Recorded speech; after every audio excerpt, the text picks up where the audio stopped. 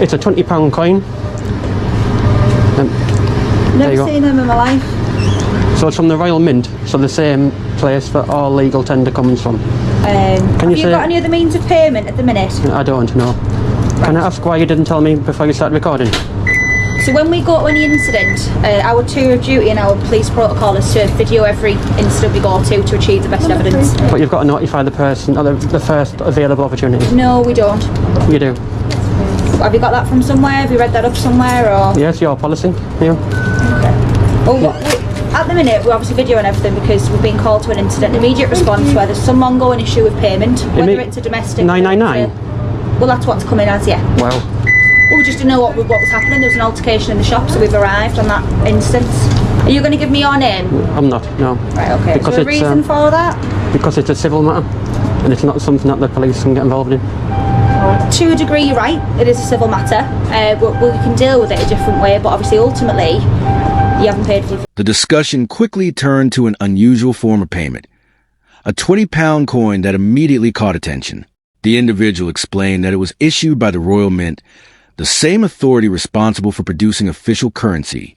As questions continued about alternative payment methods, the conversation shifted toward recording procedures. Officers stated that body-worn cameras were activated as part of standard practice when responding to incidents, while the individual challenged whether people should be informed beforehand. The exchange remained tense but controlled as both sides debated policy and procedure. Officers clarified that they had been dispatched following reports of dispute at the location and were gathering information about what had occurred. When asked for identification, the individual declined, arguing that the matter was civil in nature rather than a police issue. The officers acknowledged that point but emphasized that fuel had still not been paid for, leaving the situation unresolved and requiring further discussion. To them to accept it. If they decline... They've obviously run the post office and they've declined that. Ultimately, it's a civil issue, but if you're not willing to give us your details, then how do we know that you're going to resolve the civil issue at a later date?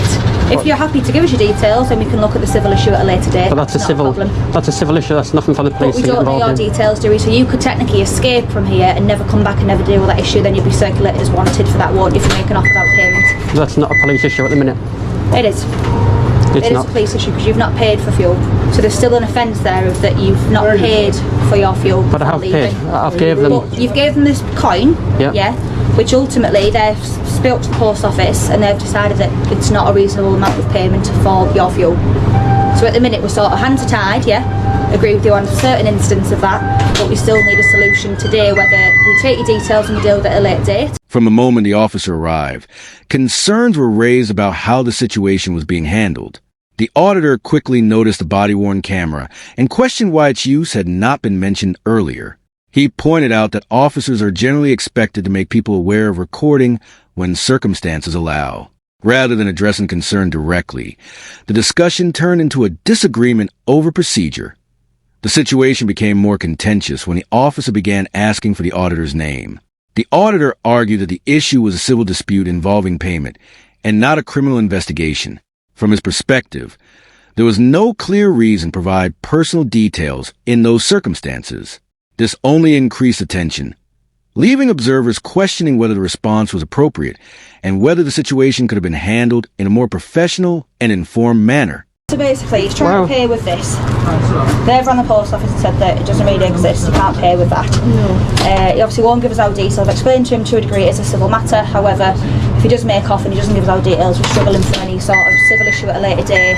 Any details and making off without payment, yeah. So I've explained if he does give us his details and we know where he is and we can contact him at a later date, hopefully this issue can get resolved. No. He's obviously not really wanting to do that at the minute. Because it's a civil issue and it's nothing for the police to get involved in. But you're still going to make off, aren't you?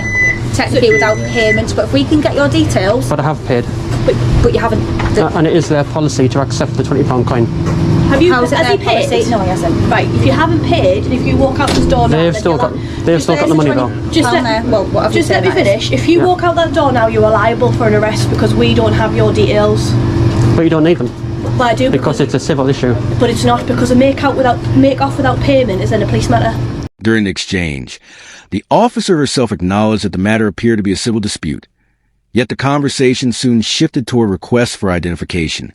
The auditor challenged this approach, arguing that a disagreement over payment does not automatically create grounds for compulsory personal details. From his perspective, the issue remained a private dispute between a customer and a business rather than a criminal investigation. The tension increased when the possibility of future police action was mentioned. The auditor viewed these remarks as unnecessary, maintaining that the circumstances did not indicate criminal intent. He pointed out that he had remained at the location, attempted to resolve the payment issue, and openly discussed the disagreement over the accepted method of payment. In his view, those actions demonstrated cooperation rather than avoidance. As the discussion continued, the central question remained whether the situation should be treated as a civil disagreement or whether there were sufficient reasons for further police involvement. If you walk out that door now, it is. If you walk out that door now, you'll be getting arrested for make off without payment. But there is an agreement with BP that Is there any the other coin way? can be used. Is there any other way that you can pay? Because we're going to sit here for hours arguing. I've been quite respectful to you. I appreciate you have to a degree, and I appreciate that from yourself.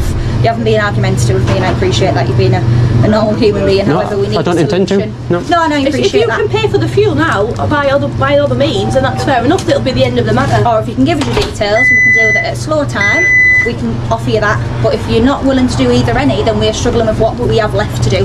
Because we can't let you walk out that door without paying. But We don't know where you live. You might not even be from around here. I'm not saying you are, but you know what I mean. We have people where they'll make off and then they won't give us our details, and then we're going to struggle. I'm still going to have that £20 of fuel, unfortunately, with this BP garage outstanding. Which car is it? But I have paid for the fuel. But you haven't paid for the fuel. Which one? Right, we're going round in circles, aren't we? We are, unfortunately, yeah. We've agreed, we've reasoned with you now, and we've tried to say that if you give us your details, just tell you where you live, we'll deal with it slow time. However, you then leave, you don't have your details, you don't know where you live, you could live in London for all we know, and then there's still this making off without payment because they will not accept this as payment. But I don't have to identify for a civil issue. It technically isn't a civil issue though, is it, when you leave and you don't pay? You haven't paid for your fuel. We've got the payment here, which isn't acceptable, so really you haven't. As the discussion continued, a second officer arrived and quickly adopted a more forceful approach, raising the possibility of arrest. The auditor strongly disagreed with that position, pointing out that he was still at the premises, had not attempted to leave, and was openly discussing the payment dispute. From his perspective, the situation remained unresolved but cooperative, making the suggestion of immediate enforcement seem unnecessary. The auditor also highlighted that he had already attempted to pay using a £20 Royal Mint coin, which had been declined by the cashier. He argued that this demonstrated a willingness to settle the transaction rather than avoid it. Throughout the exchange, he maintained that the disagreement centered on the method of payment, not a refusal to pay. As a result, he questioned why the matter was being treated as a potential criminal issue and suggested that the officers may have misunderstood the nature of the dispute, further escalating an already tense situation. Right. So I haven't got that in my possession, and I've contacted BP head office before coming here. Right, and was that today then, or? No. So when was that then? So you've contacted BP head office before you've come in? Correct. Right, so was it, did you contact them today, or was it yesterday, or last week, or? It's not up to me to say that. How's it money? Do you understand what the £20 coin is? No, that's why I'm confused. Well, why are you threatening me for arrest then, if you don't know? Because it's not money. It is. Right. We'll agree to disagree. At the end you don't know that. It is. It's Right. legal tender, the same as a £20 note and a £10 note. Right, and who did you speak to from the BP garage, the manager? It's a Royal Mint who issued that £20 coin. Right. So it's the same money as any other money. If you get someone on the phone to me who you've spoken to earlier, then we could kind of end the matter here, can't we? But if it's a civil you're not issue, I wanting- don't need but to at the minute assist we you. But at the minute we don't know it's a civil matter. But I don't need to assist you in a civil issue. But you do, because it then turns into a police matter because we don't know that coin. The entire conversation appeared to revolve around an assumption rather than the facts unfolding in front of everyone. Officers repeatedly focused on what might happen if the auditor left, despite the fact that he remained inside the store, continued speaking with staff, and had already attempted to make payment using a Royal Mint coin. From the auditor's viewpoint, the response seemed driven more by a hypothetical concern than by anything he had actually done. The debate over identification followed a similar pattern. The auditor questioned why officers were insisting on personal details when other methods of verification were available. He noted that his vehicle was parked outside and argued that there were alternative ways to establish identity if it genuinely became necessary. Instead of exploring those options, the discussion became increasingly centered on demands for information and the possibility of enforcement. As tensions rose, what began as a straightforward payment disagreement appeared to grow into a much larger dispute, leaving observers to wonder whether the situation was being unnecessarily escalated rather than resolved. If You're it's a civil running the risk of agreement, being arrested because you haven't given us details, and you're going to walk out that door and it's technically a failure to pay. but then it'll be a Make up for civil. that payment. But then I'll sue you. Well, that's But fine. If you want to sue us, that's fine. unlawful But arrest. like I said, we've been honest with you and out in terms of which way we can go. The staff here have been very honest, okay? And all I'm saying But he is, if you hasn't. get the person on the phone who you spoke to earlier with the agreement, then that could be the end of the matter. But you as know- far as I do, then technically, if you walk out the door, it's going to be make without payment. He's already accepted to take it. You haven't accepted to take it. No, haven't accepted to take it. You walk out that door, becomes a criminal matter, and you get arrested for make off without payment. Or you give us your because details. You're refusing to give us your details, and we don't know that vehicle is yours because you're not. But I've told you Is it urgent? that he said he would take the coin But he isn't out. if I take my mask off. Right, well I wasn't here for that, so we have no witnesses, unfortunately, other than you and him. Right now I can't view that. Body camera. But right now I can't view that. At the end of the day, you've come in, you've paid for you've got your fuel, you've come in. This isn't a payable matter. Once you leave, we've offered you to give us your details and deal with it that way. For all I know, that vehicle could be registered to somebody else and lived in London. And how are we ever going to trace you? But I don't Once need to leave assist this you. situation, it is making off without payment. I can't be any more reasonable with you and give you some sort of options that we can go But I with. don't You need still to refuse assist you. Are you offering to give Because the you're staff, wrong. not myself, not my colleague, the staff your name and contact number? No. Right, so we have one option but two will lock you up then. Well, I've got a civil agreement in the background. Fine, you can So- prove that You at can court. prove- I've Yeah, got prove that at court That's then. fine. You can prove that Yeah? at court. Right, well this moment in time, you're currently under arrest for making off without payment. You don't I have to haven't- say anything, but I in haven't hand made off. defence, we don't mention one question to put your little line. Oh, anything you do is maybe give evidence. But I haven't made off though. For your arrest is prompted in fact investigation. Okay? But I haven't made off. You're under caution as well. And due to the fact you failed to provide details. But I haven't made off. Failed to provide details, yeah. But I haven't made off. Right, are we going to go calmly? We're going to go quietly? We would go calmly all the time. Okay, well, do you want to walk with us then? Of course. Thank you. Just come with me, sir, please. Have you got anything in your pockets that's going to harm me or you? Just take them out. It's just a question we ask everybody. Can you just take your camera off as well, please? By this stage, the auditor believed he had already provided a reasonable explanation.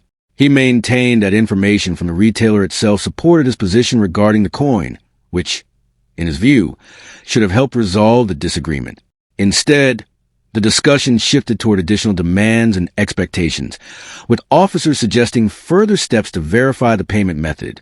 The auditor challenged that approach, arguing that he was under no obligation to prove his case beyond presenting the payment and explaining his position. He maintained that a disagreement over whether a particular coin would be accepted did not automatically transform the situation into a criminal matter. As the conversation continued, attention turned to the officer's unfamiliarity with the coin itself. The auditor argued that a lack of recognition did not change the nature of the dispute, and that uncertainty over the payment method should not be confused with evidence of wrongdoing. What could have been a straightforward disagreement over payment appeared to be developing into a far more complicated and unnecessary confrontation. 10 months ago, I walked out of those gates after being falsely arrested for using the £20 coin. The Chief Constable has paid out £4,000 in compensation, but unfortunately he did not apologise at any point, even taking him to court. He went all the way to court, we had the hearing date, and then the Chief Constable saw some sense and paid £4,000 in compensation, but no apology. At this point, the situation took a dramatic turn. Despite the auditor remaining inside the store and openly engaging with everyone present, officers proceeded with an arrest linked to the payment dispute. The auditor immediately objected, stressing that he had not left the premises and was still attempting to resolve the issue. From his perspective, the circumstances did not match the allegations being discussed, making the decision appear difficult to justify. The disagreement centered on whether the facts supported any criminal wrongdoing at all. The auditor argued that he had stayed at the location, offered a form of payment, and continued discussing the matter rather than avoiding it. In his view, the situation remained an unresolved payment dispute rather than an attempt to evade responsibility. As tensions reached their highest point, questions were raised about whether the response was proportionate to the circumstances and whether the events had been interpreted correctly. Following the incident, Auditor IP later provided an update regarding his complaint and the outcome of the case.